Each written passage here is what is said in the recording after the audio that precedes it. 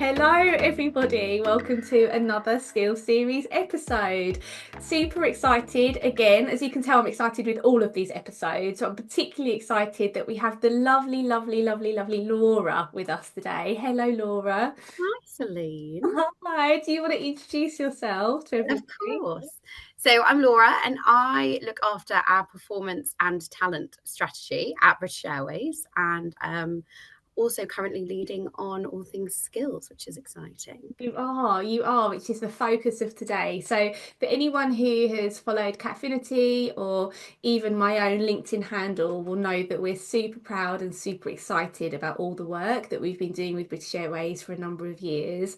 A lot of that work has been really brave, really progressive, and we're starting to see some award-winning results coming through. We're very proud, aren't we, The work Celine? that you've done.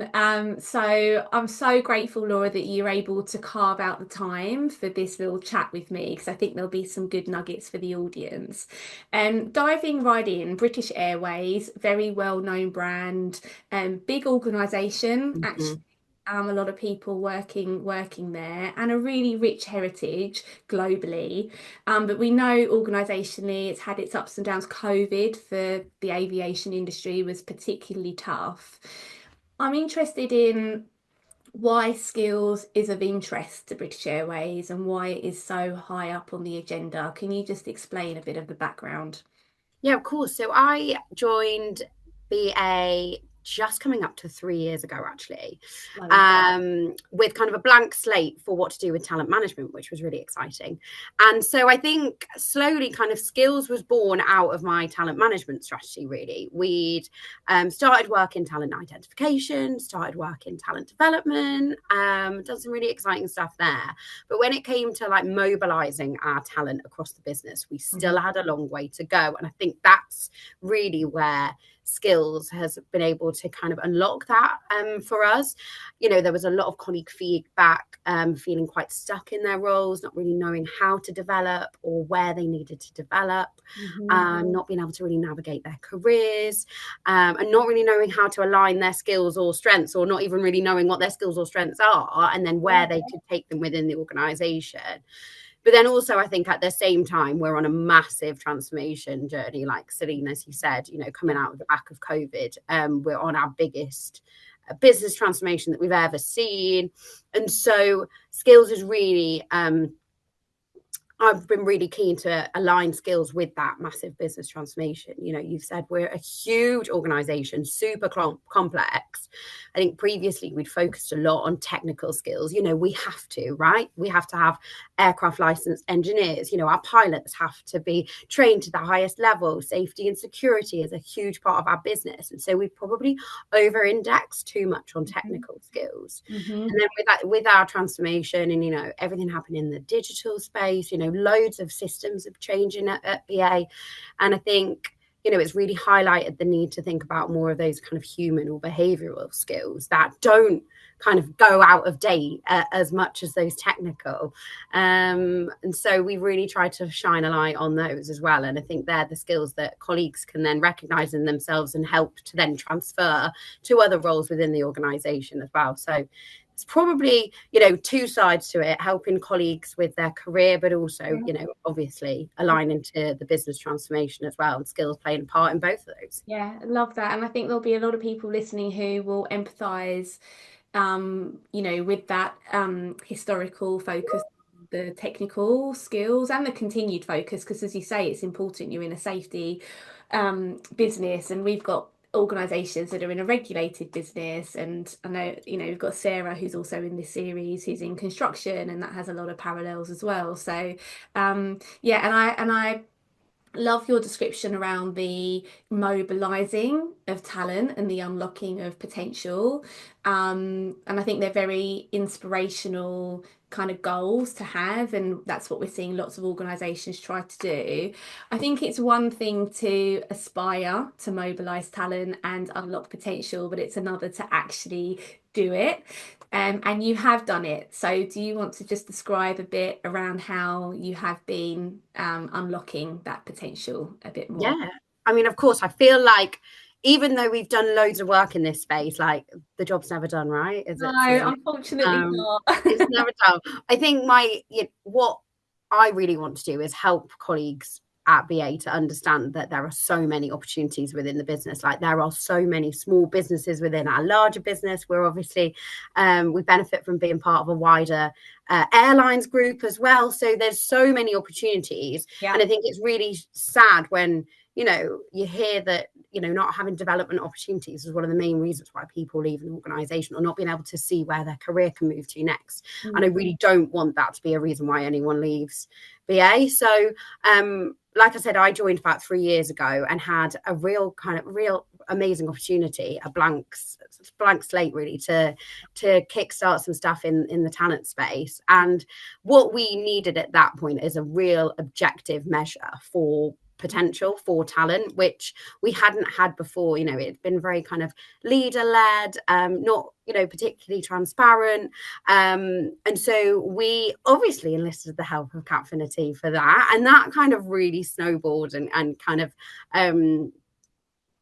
just accelerated our journey in helping people to unlock their potential. So, we've introduced a number of different assessments from Cappfinity, which I think, are really helping colleagues to understand that they're more than just their job title at the moment, and helping them to think about what skills and strengths they have, which, I'm accredited in giving those debriefs. And it's honestly one of my favorite parts of my job, like just being able to sit with a colleague and talk about everything that they enjoy and everything they're great at and everything that brings them energy. And I think just even talking about skills and strengths in that language has really changed the dial.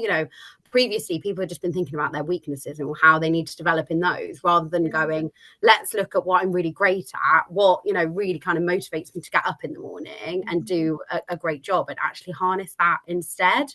And I think thinking about skills and potential, we've developed a high potential program with Cappfinity as well, and that's the award-winning program, which we're very excited to have achieved earlier in the year. So we've done a lot in the kind of identification and development space, and I think now it's starting to think about how we build on that and really transition to becoming skills based as well, because that's where we see being really helping to unlock potential across the business. Thinking kind of further afield, and how do we look at recruitment, helping to candidates to opting candidates in based on skills, not kind of opting out based on a lack of experience. That kind of really unlocks that whole person, that the potential that colleague has to do an amazing job in the business. So we've done a lot, but we're also only at the start as well. We have done a lot, and I think and it is part of a longer journey, and this is what we're seeing more broadly, is that this takes many years. You speak with such ease and eloquence around the work that you've done, as if it was easy, but we know it wasn't easy. You got the scars to show it. It was tough. I mean, I want to ask you about your tips that you have for people and get you to reflect back on that. Before we dive into that, perhaps speak a little bit around the impact, though, that the work has had, the impact that you're seeing already. What things are you seeing happen that are different, apart from this, what you've already described around people, knowing more about themselves? Yeah, so we've seen, I think, I joined as we were just kind of coming out of COVID and starting to think about rebuilding the business. And I think at that point, a lot of colleagues were kind of thinking, well, I'll kind of sit tight in my job. There wasn't very much movement across the business at all. But actually, all of the work we've been doing in the talent space has really meant that we've seen a soar in colleagues kind of taking on new opportunities, which has been amazing. Out of our top talent that were identified in year one, no one has left the business, which is fab. I think it's like 30% or something have had new roles within 6 months of rolling off the program. Of that 30%, 60% of them are kind of a promotion. So we've really seen that kind of that career mobility come back to colleagues at BA, which has been great to see. And I think from a business perspective, we've obviously, for our leaders, they've got more of a clear and objective view of their talent. So, you know, that's unlocked huge things for us, like, you know, succession planning, looking at critical roles, helping to have a pipeline of people who are ready to take on, you know, larger, more complex roles in the future, and really, you know, supporting them to develop and move into those roles in time. So it's yeah, obviously it's been super lovely to hear all the amazing comments from colleagues as well, but also, you know, from a kind of strategic perspective as well, being able to help our leaders in that way, to help our business become kind of, you know, more ready for the future, even though we're obviously, you know, we're very kind of adaptive, and we're a business that really has to react on the day. But, you know, so trying to encourage our leaders to think kind of more future focused as well is also super important to build that kind of business resilience. Yeah, and that's what I've seen you and the team do all the way through, is really think in parallel about the employee journey and then the business impact and the commerciality of the work that you're doing. And I think that's so important. And I think, you know, where you were 3 years ago now, at that precipice of knowing that you needed to do Yeah. something more around skills and potential, and to kind of systemize it and operationalize it.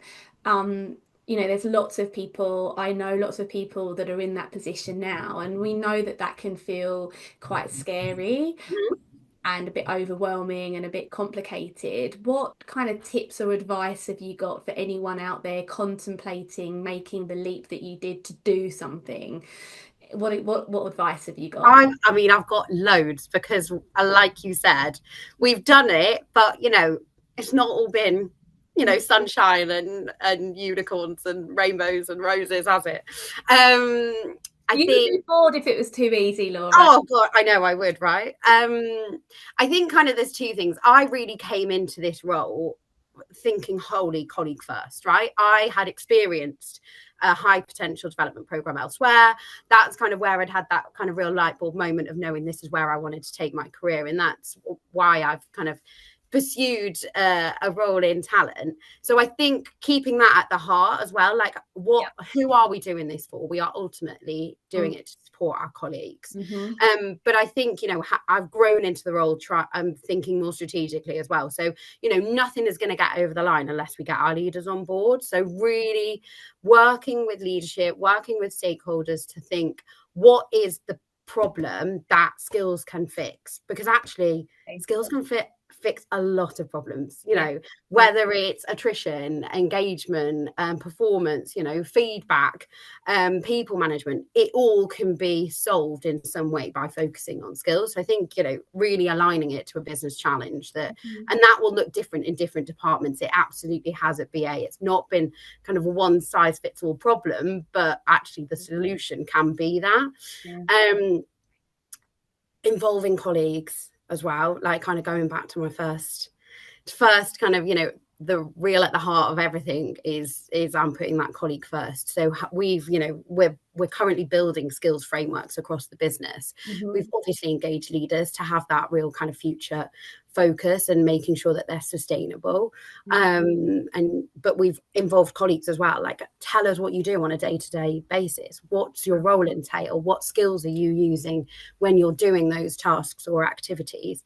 Because not only is that giving us a richness of data that we're then bringing into the fold, but also it's sharing that kind of skills language across the business, so colleagues are understanding, oh, okay, yeah, that is a skill. And, you know, they're often only thinking, as we probably have done a lot previously, just about those technical, but it's introducing those, you know, those human behavioral skills are just as important. And then I think kind of two final top tips: pilot something. Do something in an area of the organization that's small, that you can really test and learn from first. Don't underestimate how huge this is as well. Like, it's huge. So, you know, you're going to need a bit of resource, some time, and a little bit of budget always helps. But doing that little pilot really supports to get all of that over the line. And I think, yeah, like you've said, kind of be brave. If you really believe that this is something that's going to kind of really transform the organization, then just go do it, try something out as well. Yeah, and I think they're all amazing tips. And I know Laura, you're so good at connecting in with other people. So I'll tag you in. You're tagged in this post. People will be able to contact you.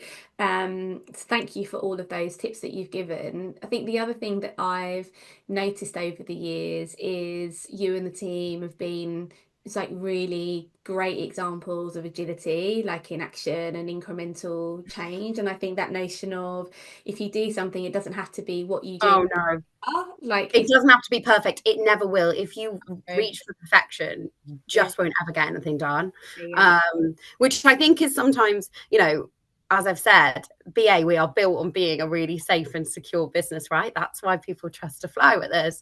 And so, there often is a tendency to not kind of do anything unless it's absolutely perfect. mm, But, I think it's realizing where you can, be a bit creative, kind of my manager's got a great saying. She's 80/20, like, oh, is it 8% there? Like, okay, then let's yeah, push it out the nest and see if yeah. it flies, type thing. So that's been great because it's given kind of license to really experiment. I'm really enjoying the amount of flying. Yeah, I mean, I know yeah, that I'm making as well. It's like we're just imagining.